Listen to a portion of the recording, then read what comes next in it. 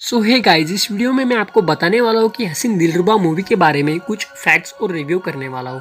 तो सबसे पहले मैं आपको बता दूँ, इस मूवी का नाम है हसीन दिलरुबा और इस मूवी में एक्टर है तपस्वी पन्नू, विक्रांत मेसी, हर्षवर्धन राणे, यामिनी दास और दयाशंकर पांडे और ये मूवी डायरेक्टर की है विनील मैथ्यू ने। तो सबसे पहले इस मूवी के बारे में मैं आपको बता दूं, इस मूवी की स्टार्टिंग एक कहानी से होती है। इस मूवी की कहानी है हसीन दिलरुबा की कहानी। एक केंद्र में एक रानी है, रानी मतलब तपस्वी पन्नू एक खूबसूरत और हसीन जवान लड़की है। उसे क्राइम और थ्रिलर पसंद है, खूब उपन्यास पढ़ती है। रानी पर अपने पति पर मतलब विक्रांत मेसी के कत्ल का इल्जाम है, लेकिन जैसे जैसे पुलिस की जांच आगे बढ़ती है, रानी की शादीशुदा जिंदगी के राज भी खुलते जाते हैं। खून का यह मामला उजलता जाता है। अब तक जो केस पुलिस को ओपन एंड शट लगा रहा था, उसकी बेचौदी में जांच भी उजलती है और रानी का एक गैर मर्द के साथ अफेयर का हिस्सा भी है।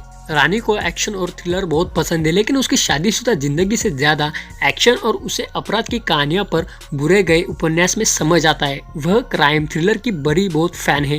रानी का अपना एक बीता हुआ कल है।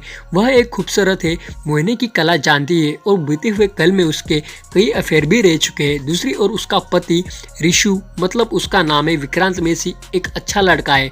वह सिर से पैर तक अच्छा लड़का है। उसकी जिंदगी बेहद सिंपल। रानी को अपनी ऐसी जिंदगी शादीशुदा जिंदगी से जल्दी उबन होने लगती है। उसे एक्शन चाहिए, रोमांच चाहिए, लेकिन तभी उसकी जिंदगी बदल जाती है।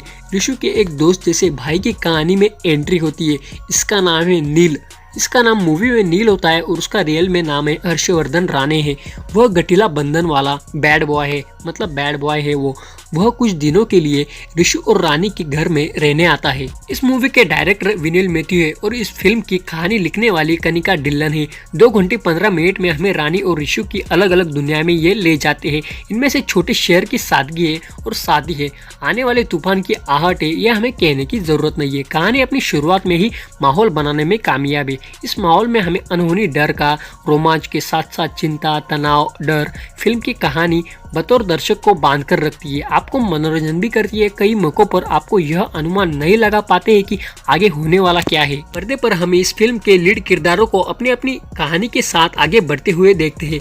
प्यार, हवस और इच्छाओं को लेकर तीनों ही मुख्य किरदारों की अपनी अपनी बागनी है। हालांकि बीच में एक समय ऐसा आता है जहां आपको लगता है कि आप इस कहानी का अंत जान गए हैं, लेकिन धीरज रखिए क्योंकि इससे भी बहुत बड़ा कुछ होने वाला है। कनिका ढिल्लन ने इस फिल्म की कहानी में कई परतें जोड़ी है। इस लव स्टोरी में कई ट्विस्ट है जिनके साथ कई तरह की भावनाएं मजबूत के साथ जुड़ी हुई है। तपस्वी पन्नू ने फिल्म में मजबूत और जिद रानी का किरदार बखूबी निभाया है। उनके एक्सप्रेशन में इसमें जान डाल देती है। रानी के किरदार में बहुत कुछ है, बहुत उतार चढ़ाव है जिसे निभाना आसान नहीं था, लेकिन तपस्वी ने बड़े ही सहज अंदाज में इसे अपना बना लिया। तपस्वी ने रानी के किरदार को एक ही समय में कई आयाम दिए हैं। वह जिंदगी में भी है, कानून और मोहने की कला में माहिर भी है, लेकिन फिर भी आपको उसे देखकर कभी उससे चीड़ नहीं होगी। विक्रांत मेसी का किरदार एक सीधे साधे लेकिन हमेशा मुस्कुराते रहने वाले ऋषु का है। वह कम बोलता है लेकिन उसकी आंखें बहुत कुछ कह जाती है। कनिका ने अपनी कहानी में हर किरदार को बड़ी अच्छी तरह से जगह दी है। कहानी के जरिए इन किरदारों के पास खुद को बड़ा बनाने का पूरा मौका मिलता है। इस मूवी में अंकना जोशी के लिखे हुए डायलॉग्स भी हमें बहुत मजेदार अनुभव देते, लेकिन हर्षवर्धन राणे के पास करने के लिए बहुत कुछ नहीं था, लेकिन जितना भी मिला उन्होंने उसके साथ न्याय नहीं किया। फिल्म में दूसरे किरदारों में यामिनी दास ने ऋषि की मां का किरदार निभाया है। वह फिल्म में कॉमेडी का तड़का लगाती है। अमित त्रिवेदी का म्यूजिक, जयकृष्ण गुमंडी की सिनेमेटोग्राफी फिल्म को मजबूती देती है। मतलब ये इतने अच्छे म्यूजिक लगाते हैं और सिनेमेटोग्राफी, एडिटिंग, इतने ग्राफिक्स इतने सुपर्ब होते हैं कि आपको बहुत मूवी अच्छी, थ्रिलर और अच्छी लगेगी।